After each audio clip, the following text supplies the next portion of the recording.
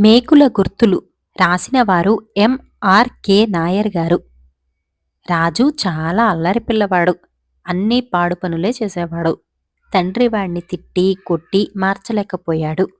వాడిమీద ఫిర్యాదు వచ్చినప్పుడల్లా పూజామందిరం తలుపులో ఒక మేకును కొడుతూ వచ్చాడాయన. కొంతకాలానికి తలుపు అంతా మేకులతో నిండిపోయింది.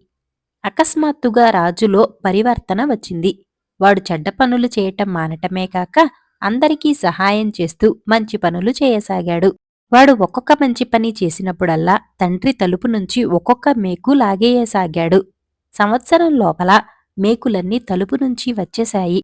చివరి మేకు తలుపు నుంచి లాగేసిన రోజు రాజు ఏడుస్తూ తండ్రి కాళ్లమీద పడి, నాన్నా, మేకులైతే తీసేశావు కాని వాటి గుర్తులు తలుపు మీద శాశ్వతంగా ఉండిపోయాయి అన్నాడు. అవును నాయనా, చెడ్డ పనులు మానినా వాటి వాసన వదలదు, అంచేత చెడ్డ పనులు చేయకుండా ఉండాలి అన్నాడు తండ్రి.